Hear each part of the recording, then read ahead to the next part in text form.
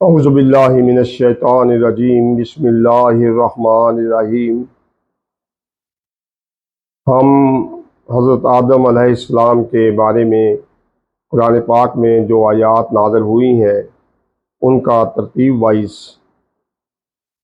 وار مطالعہ کرتے آ رہے ہیں۔ آج ہم سورۃ اعراف کی آیات 19 تا 25 تلاوت کرتے ہیں۔ اعوذ باللہ من الشیطان الرجیم، بسم اللہ الرحمن الرحیم۔ یا آدم اسکن انت وزوجک الجنۃ فکلا من حیث شئتما ولا تقربا هذه الشجرۃ فتکونا من الظالمین۔ فوسوس لهما الشیطان لیبدی لهما ما وري عنهما من سوآتهما وقال ما نهاكما ربكما عن هذه الشجرۃ الا ان تكونا ملکین او تكونا من الخالدین۔ وقاسمهما انی لکما لمن الناصحین۔ فدلاهما بغرور فلما ذاقا الشجرۃ بدت لهما سوآتهما وطفقا یخصفان علیہما من ورق الجنہ وناداهما ربهما لم انہکما عن تلکما الشجرۃ وأقل لكما ان الشیطان لکما عدو مبین۔ قال ربنا ظلمنا انفسنا وإن لم تغفر لنا وترحمنا لنكونن من الخاسرین۔ قال اهبطوا بعضكم لبعض عدو وَلَكُمْ فِي الْأَرْضِ مُسْتَقَرٌّ وَمَتَاعٌ إِلَىٰ حِينٍ۔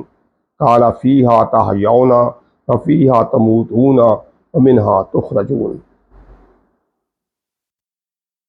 اے آدم، تو اور تیرا جوڑا جنت میں رہو، تو اس میں سے جہاں چاہو کھاؤ، اور اس پیڑ کے پاس نہ جانا کہ حد سے بڑھنے والوں میں ہو گئے۔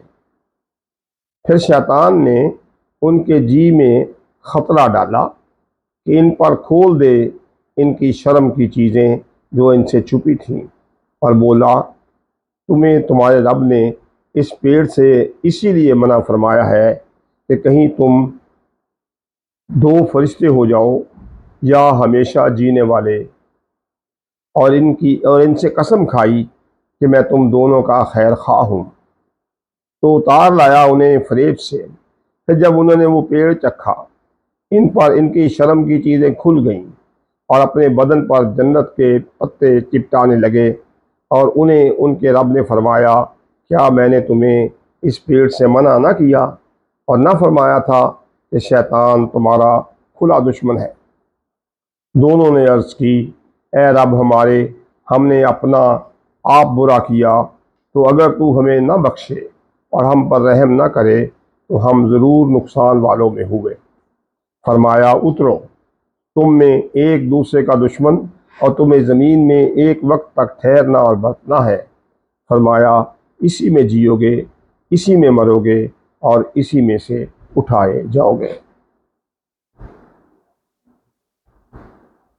جب حضرت آدم علیہ السلام کو زمین کے لیے خلیفہ یعنی اللہ تعالیٰ کا نائب چن لیا گیا، تو اللہ نے انہیں ایک ایسی جنت یا باغ میں رہنے کی اجازت دی جہاں بغیر کوشش اور کسی تدبیر کے زندہ رہنے کی تمام سہولیات میسر تھیں۔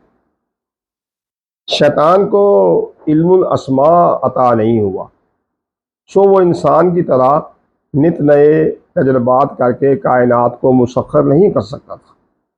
شیطان کے پاس البتہ وسوسہ اندازی کی صلاحیت ضرور تھی، جس سے وہ حضرت آدم علیہ السلام اور ان کی اولاد کو سیدھے راستے سے بھٹکا سکتا تھا۔ اس نے یہ جان لیا کہ حضرت آدم علیہ السلام کی دو بڑی خواہشات ہیں، ایک یہ کہ فرشتوں کی طرح گناہوں سے پاک زندگی گزاریں، اور دوسرے یہ کہ وہ ہمیشہ زندہ رہیں۔ لگتا ہے کہ حضرت آدم علیہ السلام کو اس جنت میں رہتے ہوئے یہ ادراک نہیں تھا کہ اللہ تعالیٰ کا نائب یا خلیفہ مقرر ہونے کی ذمہ داریاں کیا کیا ہیں، ورنہ وہ بغیر کسی توقع کے زندہ رہنے اور فرشتوں کی طرح معصوم اور ہمیشگی کی زندگی کے طالب نہ ہوتے۔ اللہ تعالیٰ جب کوئی نعمت عطا فرماتا ہے تو اس کے ساتھ کچھ حدود متعین کرتا ہے اور کچھ آزمائشیں بھی رکھ دیتا ہے اسی لیے اللہ نے ایک درخت کا پھل نہ کھانے کا حکم دیا تھا۔ حضرت آدم علیہ السلام اس آزمائش پر پورے نہیں اترے اور شیطان کے بہکاوے میں آ گئے، اس کی جھوٹی قسموں پہ یقین کر بیٹھے کہ اس درخت کا پھل کھانے سے ان کی دونوں تمنائیں پوری ہو جائیں گی۔ وہ ممنوع پھل کھانے سے ان کی شرمگاہیں کھل گئیں، انہیں سمجھ آ گئی کہ شیطان نے انہیں ورغلایا ہے۔ وہ اپنی غلطی پر نادم ہوئے اور اللہ سے گر گڑا کر معافی طلب کرنے لگے۔ حضرت آدم علیہ السلام کی معافی کے الفاظ سارے انسانوں کے لیے تا قیامت ایک مثالی دعا کی حیثیت رکھتے ہیں۔ اس سے یہ بھی ظاہر ہوتا ہے کہ حضرت آدم علیہ السلام نہایت اعلیٰ سوچ اور ذہن کے حامل تھے۔ ربنا ظلمنا انفسنا وَإِن لَّمْ تَغْفِرْ لَنَا وَتَرْحَمْنَا لَنَكُونَنَّ مِنَ الْخَاسِرِينَ۔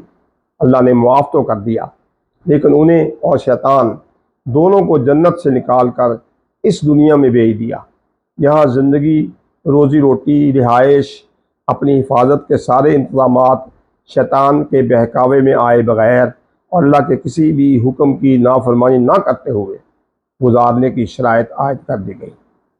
شیطان اس موقع پر بھی معافی کا طالب نہ ہوا اور اپنی ضد پر اڑ رہا۔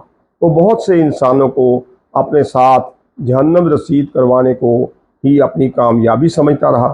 اسے معلوم نہ ہو پایا کہ انسان علم الاسماء یعنی سائنسی کارناموں کے ذریعے اللہ کی کائنات کے راز معلوم کر کے اللہ کی احسن الخالقین ہونے کی صفت اور اس کی ربانیت کی تصدیق کر کے اس دنیا کی بے شمار راحتیں حاصل کر لے گا اور پھر عبدالآباد تک اس کے انعامات کا حقدار بھی ٹھہرے گا۔ تو یہ جو آیات ہیں یہ ہمیں صرف یہ سمجھا رہی ہیں کہ شیطان کے پاس کوئی فزیکل طاقت نہیں ہے، وہ صرف انسان کو وسوسے اس کے دماغ میں ڈال کے تو اس سے خطرناک کام کروا لیتا ہے، اور اس لیے اللہ تعالی ہمیں شیطان کے وسوسوں سے بچائے اور ہمیں اپنی سیدھی راہ پر چلنے کی توفیق عطا فرمائے۔ آمین۔